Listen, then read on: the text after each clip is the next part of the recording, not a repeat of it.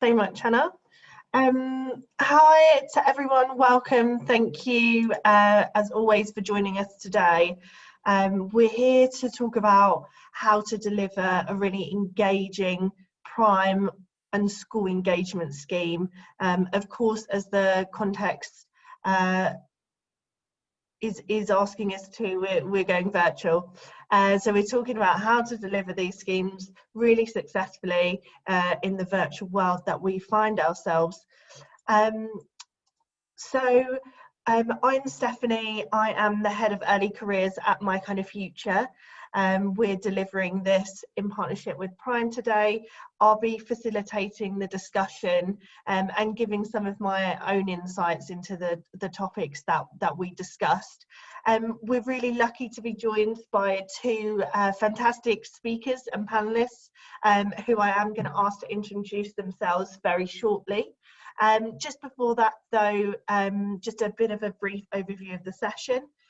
So it'll be in the style of a Q&A discussion between myself and the panelists. There will be an opportunity towards the end of the session to ask any of your own questions if there was anything that we haven't covered.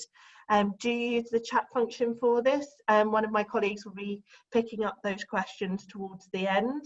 If you do have a specific question directed at a person, so Claire, Enda or myself, please do just note that next to the question so we can answer it as best as possible. So we're here today to, as I said, discuss how to deliver a really engaging prime and school engagement project virtually. It's a really hot topic, as I'm sure everyone knows, as we acclimatise ourselves to this context that we find ourselves. And our panelists really do have some great insights which could help us collectively to get this right as quickly as possible. So without any further ado, please could I ask the panelists to introduce themselves. So Claire, thank you. Remember to unmute myself, that's the comedy element, isn't it? Hello everybody, thank you for joining us today. My name is Clare Beavan and I am the Foundation Manager at DWF Law. I have been involved with DWF is a member of the Prime. For those of you that don't know what Prime is a legal sector initiative around helping to address social mobility through offering work experience. My involvement in Prime has been working on a programme called Cold Spots, which is trying to target areas of the UK where there isn't access to opportunities. So we initially were looking at engaging law firms across the UK and have been transitioning that from the real world onto the virtual platform and have recently delivered some sessions online. So really pleased to be coming kind of here today to kind of share with you what our journey has been and what we've learned in that process and encourage other businesses really to do the similar thing. So that's me. Perfect, thanks so much Anna, and a great introduction to what Prime is as well, so thanks for that. And Enda, welcome. Thank you, Stephanie. Hi everybody, my name is Enda Carey and I'm the Sector Skills Champion at the Studio School in Liverpool. And that really my role is to help to bring employers and students together, to link them up and to bring the curriculum to life. Quite often we find that our students come here without understanding how the curriculum that they're studying is actually relevant in the real world of work. We're a school for 14 to 18-year-olds based right in the heart of the city of Liverpool and in the digital and creative sector, and our focus is on digital technology and creativity. Fabulous, thank you. And as always, so important to have someone on the ground in education where we want to deliver some of these initiatives. So thanks so much both for joining us. Okay, so just before we get into the Q&A, just a very brief introduction to MyKindaFuture, who we are and what we're really striving to do. So we are a socially focused tech company. We specialise in candidate and employee experiences for those who are underrepresented within the working world. So we do work quite closely with the legal sector to widen opportunities to those who would otherwise not have had them. So our main drive and our values through everything we do is to help overlooked candidates from a diverse range of backgrounds getting to the workplace, excel there, and then really feel like they belong. So we do work with quite a broad range of firms, so some of them are on the screen in front of you, and one of our focuses is on widening access to the legal sector. So whether that's through work experience or directly into apprenticeships or talent pipelines. For us, it's all about supporting individuals from those diverse backgrounds getting to a role in law, if that's what they really want to do, and help them to do well once they're in that role. So we achieve this through a blended approach. So we work with schools and universities nationwide. Increasingly, as I mentioned, we're doing this and delivering our opportunities through technology with some partners such as Claire spoke about with Prime, and we're working with Prime on delivering that cold spot workshops, and I'm sure we'll talk a bit more about that as the Q&A continues. So why are we here? What are we going to discuss? What are we trying to get to the bottom of? So we're all aware that there's some way to go for employers within and outside of the legal sector to really come to terms with how to support young people over the challenging months ahead. So really importantly, we'll hear from Enda about his point of view and schools and education's point of view of how we can do this. And I think that's really key to us coming up with the solution. But there's a twofold focus we need to enact. Firstly, we need to ensure that we reach a broad range of geographical locations, especially cold spots, which you've heard Claire and I speaking about, and we can definitely talk about them a bit more. But a real benefit of using technology is that we can offer these opportunities and workshops into those cold spot areas who otherwise would not have possibly taken part in face-to-face opportunities. And we really need to successfully leverage technology to help us to deliver these great initiatives. So in our discussions today, we're going to explore the running of a Prime scheme and school engagement programme, looking both at the practicalities of how we do this, as well as some of the lessons learned by myself and the panellists. We've got a three-pronged panel here today. So Claire, from an employer point of view, as she mentioned, they're a signatory of Prime, and Enda, who is our educator. So we're working firsthand with students, hearing what they're saying and what they want. And all insights will enable us to go forth and enact successful school engagement projects. And that's what we really hope for. So we're just going to go into our first questions and our first theme of the discussion. So the overarching question is about the impact we've seen of COVID on the education and employment landscape. So quite a wide question to start with. And I'm going to go to Enda first and hear from you about what you think are the main differences between last term and the academic year ahead in terms of careers education. In terms of careers education, I think that the main differences we're seeing this time around are it's incredibly difficult. We spoke before the panel. Right now, Liverpool is in a heightened state of alert. We have a lot of our students off school at the moment. We have a lot of our students who've been in school for a period of time, now they're off again. So it's very sporadic at the moment, and trying to create a careers education sort of strategy around that, which I'm involved in, is quite difficult. You know, one of the things that we try to do in the school generally is to try and have a filter approach. So something for everybody, and then as we filter it down, we get into specific areas that, for example, law that people might want to study. That's very, very difficult when you have a number of students off on a regular basis, and when you're trying to run classes, as we are currently, both in school and outside of school. And of course, as that happens more and more, which I believe it will, and because of the time that we've already had off, as we start to approach exams in the new year, then we're going to start to see more pressure onto core subjects, and things like careers education and the opportunities that might allow students will just start, unfortunately, take a bit of a back seat. We know that giving early intervention to students and giving them access to lots of different types of careers really allows them the opportunity to explore those and in most cases settle on a career after having 2 or 3 opportunities to see those. But at the moment it's very, very difficult, particularly as we're starting to get under pressure from naturally from other teachers and from the education board about focusing on what they deem to be core subjects. Yeah. Mm-hmm.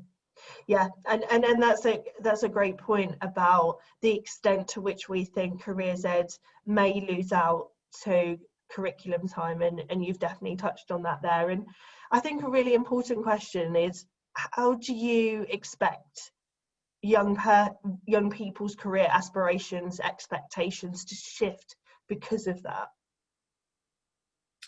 Yeah, we've already seen it, I'm afraid, and it's not great news, I don't think. There's a clear impact if we're getting less access to career information. So if we get less access to career information, then I don't think we can rely on students who are home working to take a lot of time to look at career information if they're being set quite a lot of homework. So there's a clear link between lack of access to information and therefore exposure to different careers. So I think we're going to see a lot more safe bets, if that's the right term, so a lot more parental advice about what is safe. That's going to be very difficult for our school because we're a digital technology and creativity school. So, everyone in our school was aghast at the poster that the government put out about, retraining from the arts. So, for example, we're training lots of artists.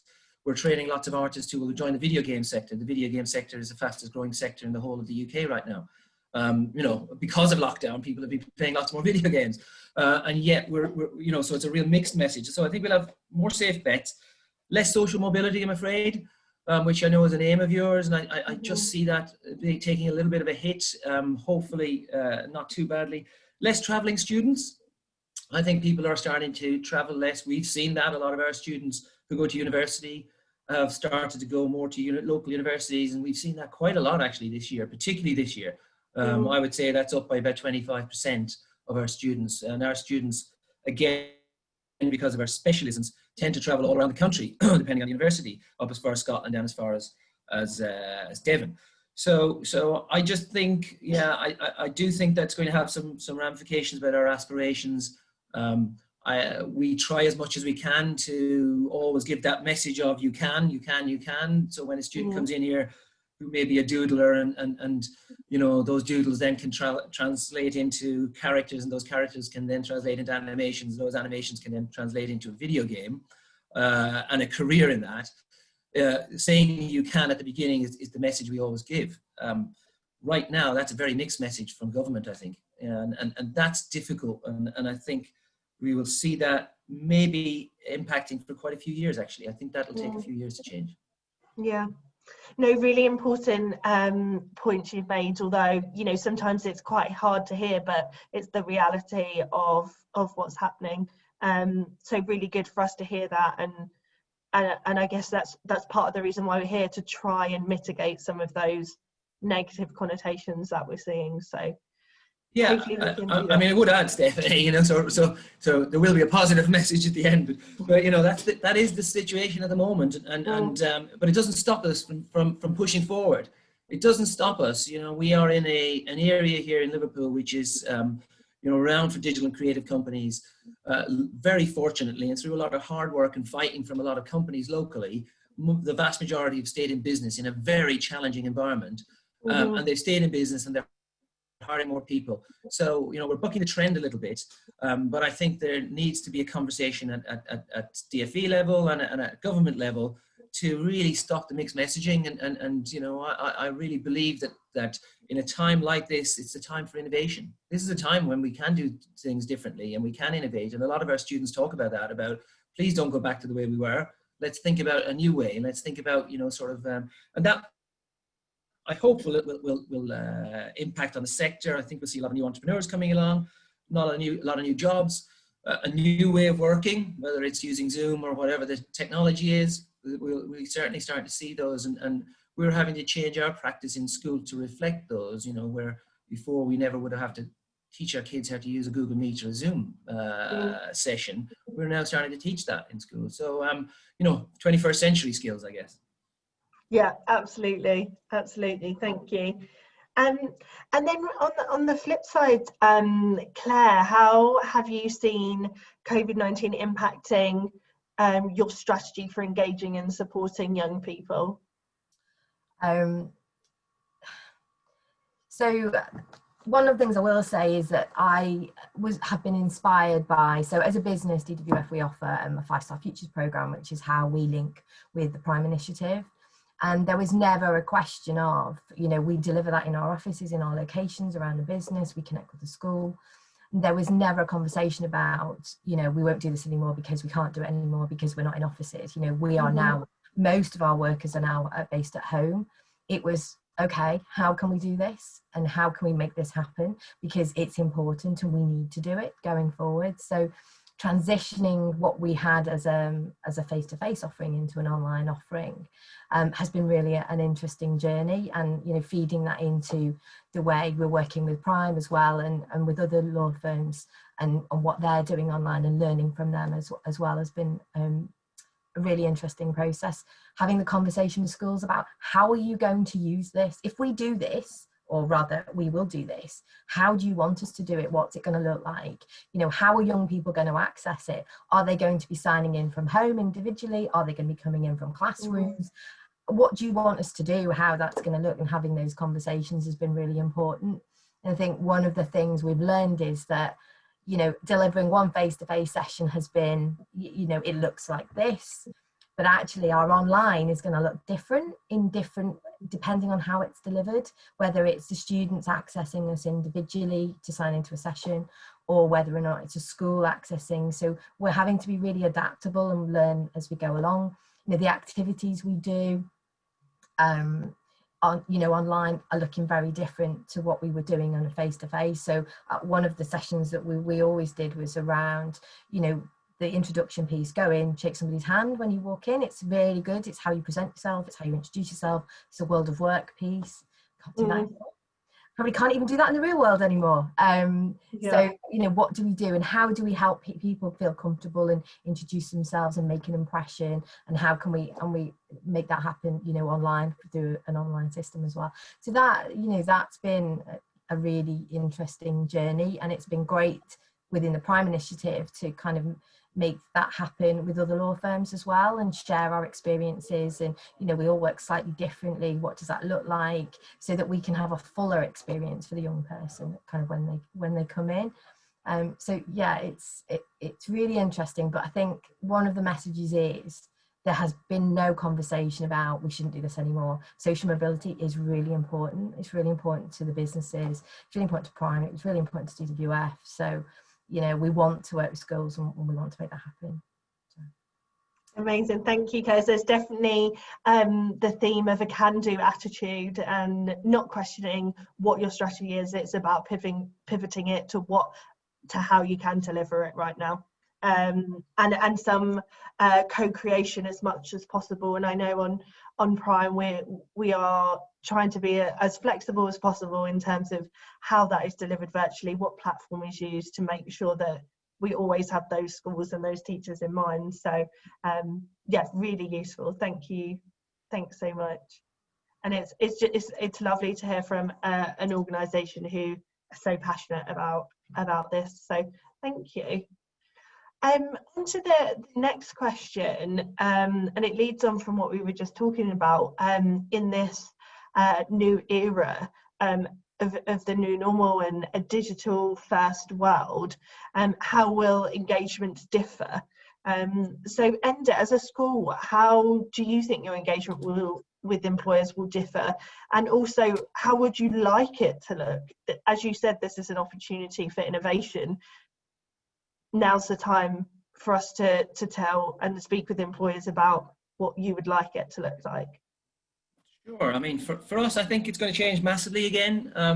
For introverts, it's really good, I guess. You know, so all of our engagement is going to have to be virtual. I mean, that's pretty obvious for the short to medium term. All of our engagement that this academic year, I would call medium term, all of our engagement will be virtual. It's too difficult to try and get somebody into school to go through all of those, although we have had some trips out for geography and other things like that.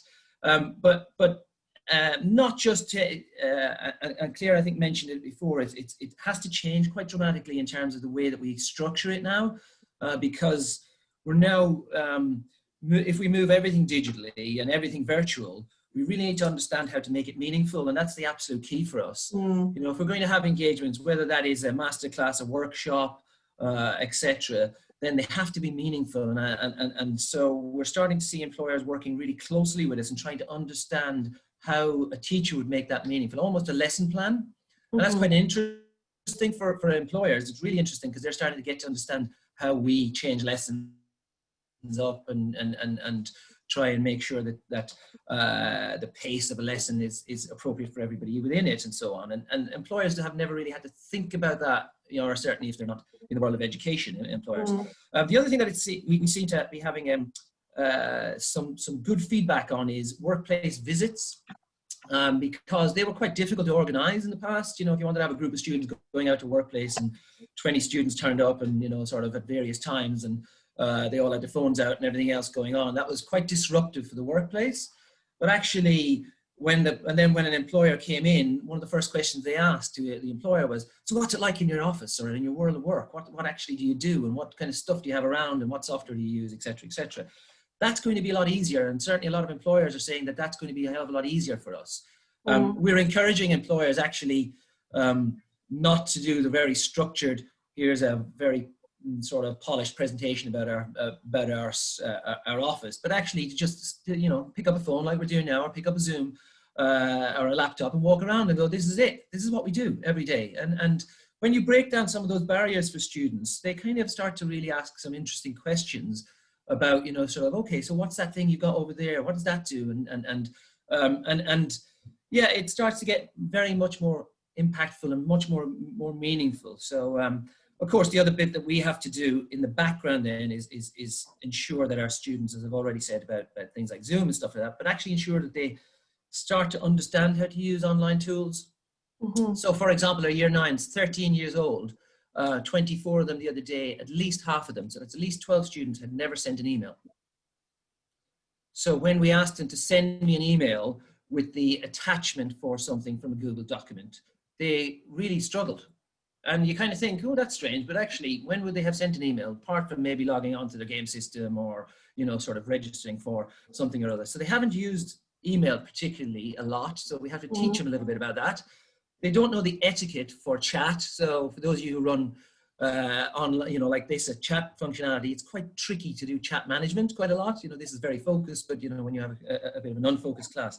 So things like, and then self-learning, you know, so that idea of, you know, we give them a piece of work, but that might take somebody 20 minutes, because obviously you're trying to balance that across a whole class group. And then might take somebody else 2 hours. That person who takes 20 minutes, do they understand that the rest of that time should be spent actually analyzing it, reading further about it, and so on? Like we would understand in the world of work. If we're set a task and that task is finished, we either go on to the next task, or we extend that task out. So lots of things that we have to teach them about, and of course it goes back to my earlier point about the time constraints that we're in to try and be able to teach them about that. But yeah, quite interesting. I think impactful and meaningful is the absolute key for these, and I think we're all learning. You know, we're all learning about it.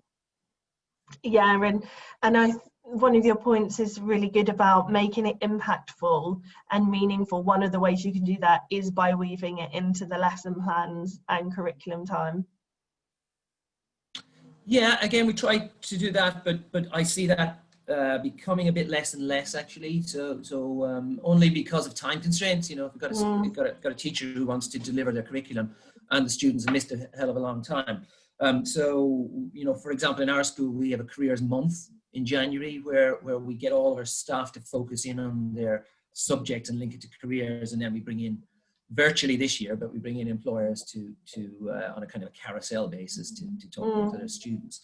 And at least that gives it a focus. I think trying to weave it throughout the whole year it's just this year particularly has proven a bit difficult. Yeah. No, understood. And of course the Gatsby benchmarks are still there over the activity that all schools do, so still remaining really important to try and attain those. So really good for employers to bear those in mind, that they are still present even in the digital world. And Claire, as an employer, so hearing from Enda and from the other interaction you've had with other schools, as an employer, how do you plan to respond to what schools need in this digital world? So as an employer, we're still working with our 5-star schools, and we're transitioning what would have been a 6-session program probably to an 8 to 10 session program, because we're making from a 2-hour session to a 1-hour session, because we're conscious you can't keep a young person online probably from longer than I don't know, my attention span would be longer than an hour. So things like that, you know, just trying to be more flexible to fit in more sessions. I laugh when you said about the video, and we've put a video into ours, but it's the office as is now COVID safe, so you've got big red crosses on the floors, and so it's really interesting to kind of show them what we're experiencing as a business. But I agree, you know, the best feedback we always had was around getting the young people into the workplace and getting to see the different types of work environments. So we're trying to do that in as real time as we can. So walking around the office made me feel a little bit sick, but it was good. It's a good way for them to see and experience the office. I think on a real positive is that hopefully both the Prime initiative and from a DWF perspective, you know, we'll be reaching more young people through an online offering, you know, where before we could directly really work with 12 schools we were working with from our DWF perspective.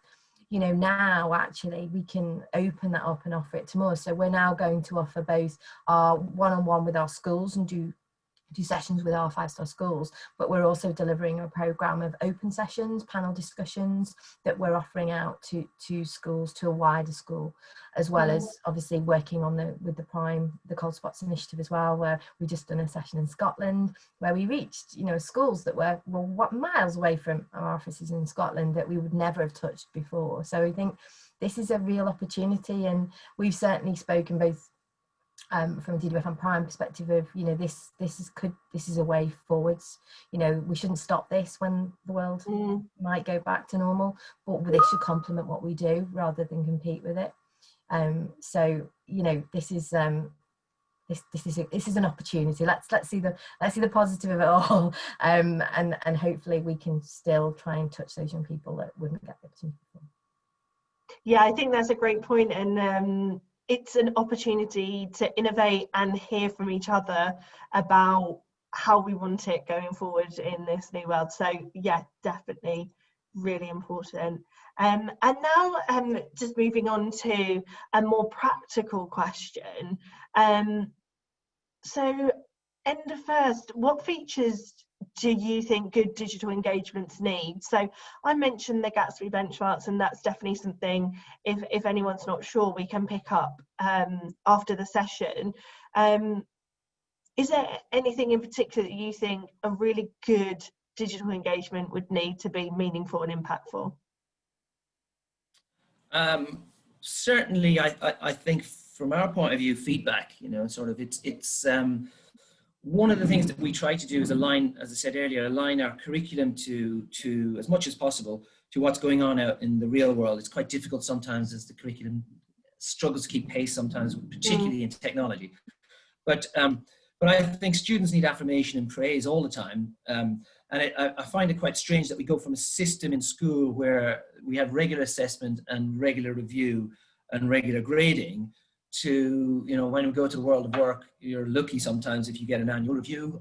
You know, certainly on a start in small companies, that's not happening every year. And so students who've gone from this, you know, very regular feedback and hopefully progression within that are certainly an opportunity to be able to let them know where the areas that they may need support on, for example. And that's kind of what our mock exams are all about.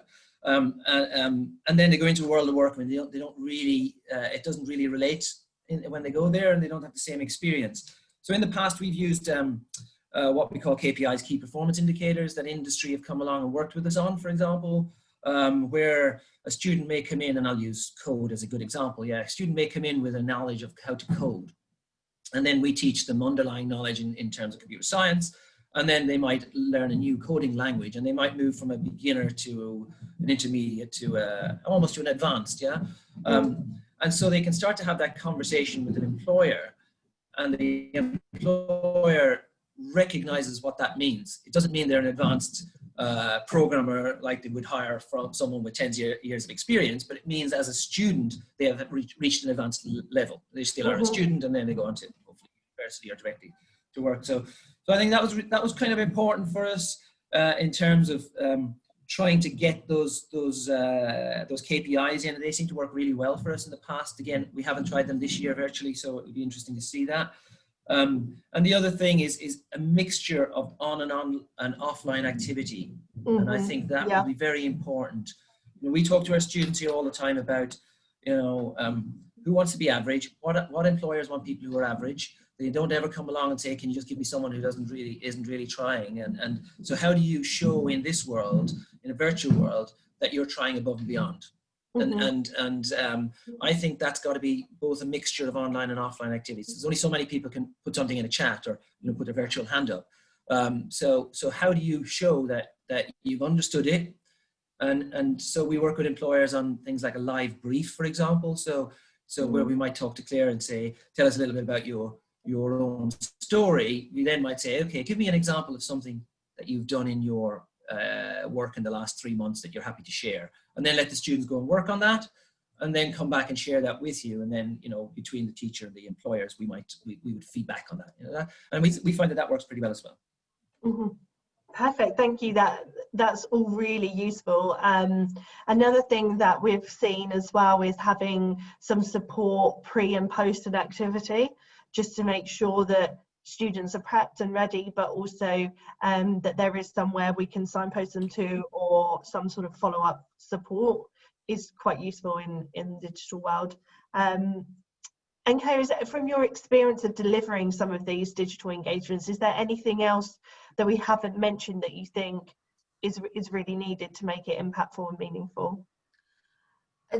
One of the things I would say is that we're developing an online resource on the GWF website to complement what we're doing, so that as a follow-up, there is a resource there for people to use. So things like short videos, people talking about their career paths, what they've done, you know, recordings of some of the sessions where we've done panel discussions, so we can share that, and then other resources around, you know, hints and tips about recruitment, you know, digital and, you know, online interviews, things like that, so that they've got something to go to after the sessions. I think we found it interesting, the different platforms that are available that we can use and deliver, and that's a conversation that you have with each individual school. You know, considering safeguarding when we're delivering online has been a huge thing for us. You know, the access to young people and their contact details and personal details, you know, trying not to have that point, you know, are all things that we've had to think about. The timings of sessions, you know, better attendance in the morning than we have in an afternoon. It's all been, you know, different things you kind of learn. And I think even as a person delivering a session, you know, it's very different delivering online to delivering in a classroom, and even when you've got a group of people delivering together. You know, when you're in a room together, you've got that body language bit where you kind of know, oh, we need to move on, when you don't have that online. So it's having things in the background from a digital perspective to make sure that the session looks seamless, and that the young people are getting out of it what they need to get out of it as well, and that you're having a mixed medium to keep the attention, I think, both for the young people and the volunteers that we have involved. And I expected that online would take less volunteers, and in reality it takes more, because you need more people online to keep the engagement going and keep the conversation going, and just have that interaction. So that's, you know, one of the things I would say. Don't underestimate the number of volunteers you'll need to deliver an online session going forward. So yeah. I think that's a great point about volunteers, and And I think what we've also seen as well, that it is easier for volunteers to engage in these opportunities. So although yeah, more is better, it's actually easier and more appealing to volunteers and colleagues to get involved. They don't have to travel anywhere. Yeah. So I think that's been really a real benefit as well. Fabulous. So we're just on the last question now, and not sure if we will completely get a definitive answer to this, but looking at the long term, what does that look like for schools and employers in terms of school engagement? And you have touched on this, Enda, but do you envisage a real longer term shift in how school engagement programs are run with schools? Yes, and the short answer I think is yes, of course. You know, we're a digital first school, so so I would say yes, but it's quite interesting, you know, and I agree with some of the points that Clare just made about the structure of our online engagements.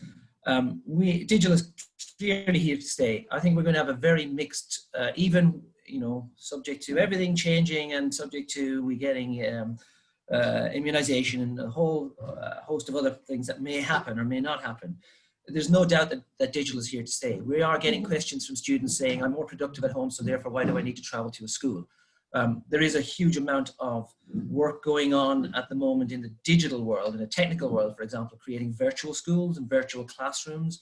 We know that for certain students, they find that going from a 3D world that we live in to a 2D Google Classroom type environment is not good for them.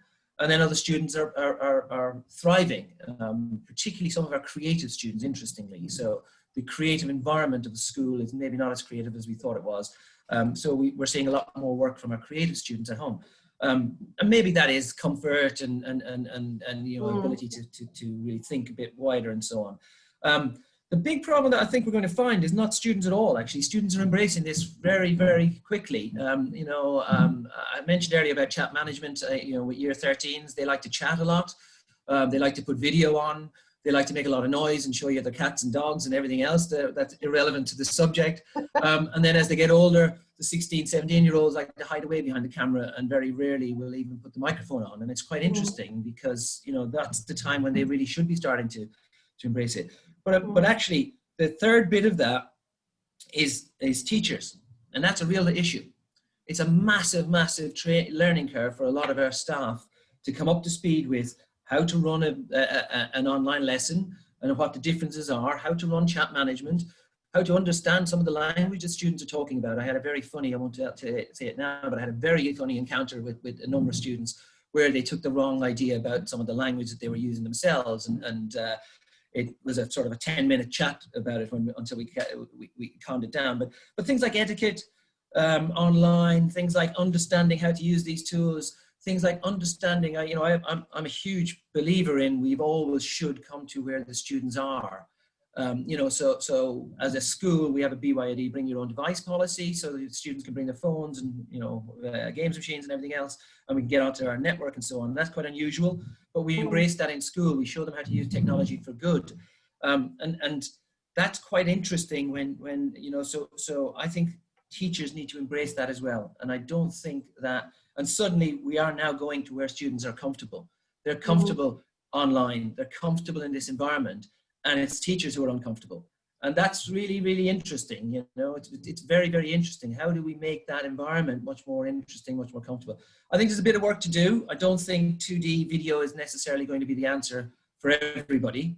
I do think we will need to still see some face-to-face, but there's no doubt about it that engagement programs in short to medium term this year will be all virtual through this 2D platform. But you know, we're talking to an engineering project that we're looking at the moment about building a virtual classroom, for example, using engineering software to build a virtual classroom, a 360 classroom, so that a student can come in. They may still be faced with someone talking, like a talking head, for example, but they can come in and feel like they're in a classroom with other people, as opposed to maybe just dialing in and going, all right, there's lots of different heads in a Zoom call, and some I recognize and some I don't. So quite interesting, you know, very, very interesting.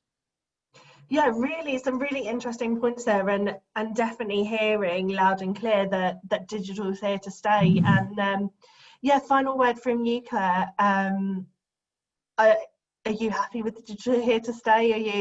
Are you for it?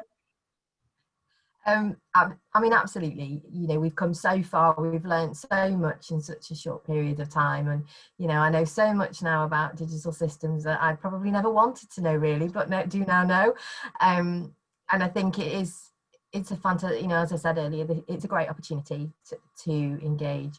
You know, personally, I hope we get to a mix, because I do think that young people are missing out on coming into the work locations and having that interaction, even if it's only once during a term time, and then we have other interactions. I think that's important going forwards. But absolutely, I mean, certainly from our perspective, you know, we will continue with our online going forwards, and we will, you know, try and have a mix to be as accessible as we possibly can. So yeah, here to stay. Definitely some alignment, which is fantastic. Thank you both so much. Just wondering if there's any questions from any of the attendees on any topics we didn't cover or get to in the time. Thank you, Steph. Yeah, no, I'm conscious of time, and we've had a couple come in, but I think what we can do is, if there are any other questions, I think most of the people on this call have my email address, and the speaker's contact details will be shared on the final slide anyway, so you can put your questions forward. But the two we have had come in, and I think these apply to predominantly Enda, but I think Claire, you can cover off a kind of bit of your perspective on them. The first one is, during these difficult times, how can we get the schools engaged when it may not be necessarily high on their immediate agenda? Have you found that schools are still engaging as much as they were previously? Okay, I'll take the first bit. So how can we get schools engaged? Yeah, I don't think this is necessarily a problem that we're just encountering. I think this is an age-old problem, and it's the difference between education language and the rest of the world. I come from the video games world, actually, and been involved in this school for 7 or 8 years, and working here full time for the last 3 or 4 years. They very much speak a different language to the rest of the world, people in education, and like a lot of sort of organizations, they need to start understanding maybe a little bit more about the language that employers speak, and hopefully vice versa. But there's no doubt that schools are looking to engage still, and employers are looking to engage still. We just haven't figured out yet how to do that in some cases. I think a lot of students, yes, I've already said that, you know, we're under pressure, particularly from a career point of view. We are under pressure to deliver core subjects. But that shouldn't be to the detriment of the future of our students in terms of the opportunities that careers programs like Prime offer. So I think the first thing we're going to have to try and do is we have a partner program, for example, here in our school, and our partner program is tiered from bronze to platinum. A bronze partner would be someone who engages with us once, and they may talk directly to students, or on one-to-one with a student, for example, or they may even do a workshop masterclass.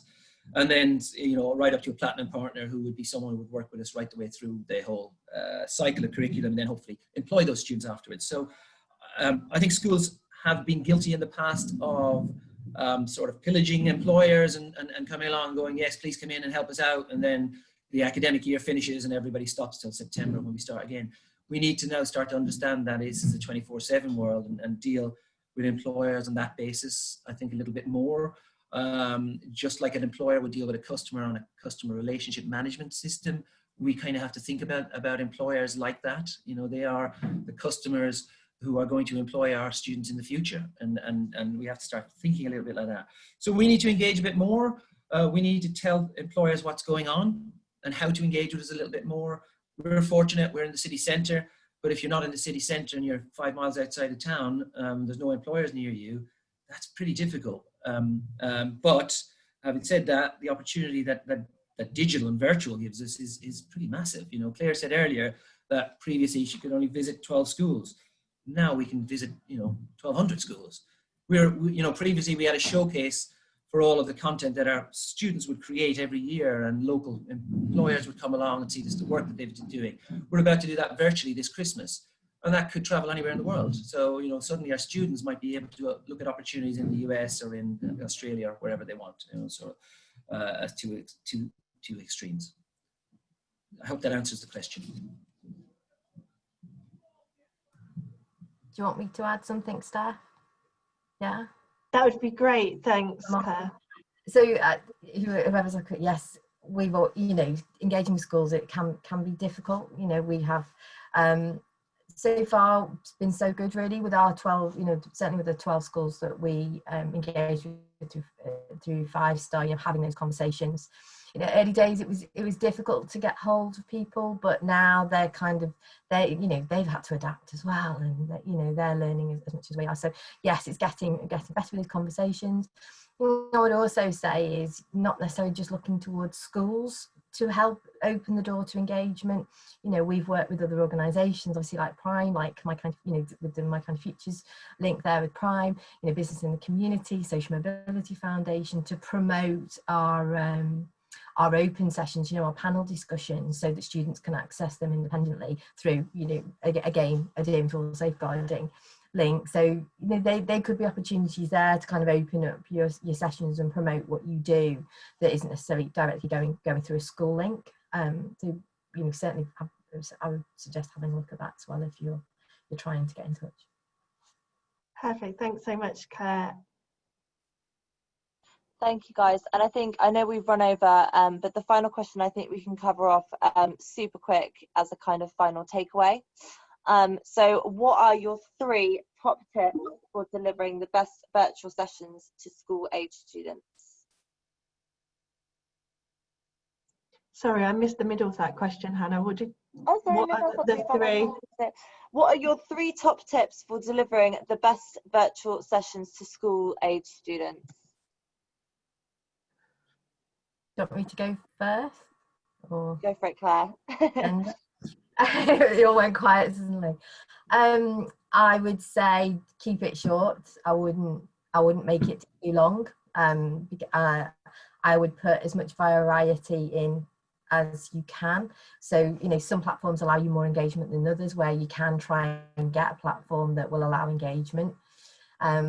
Safeguarding is key, so just be aware of that when you're delivering a session, and also how the young people are going to be accessing it.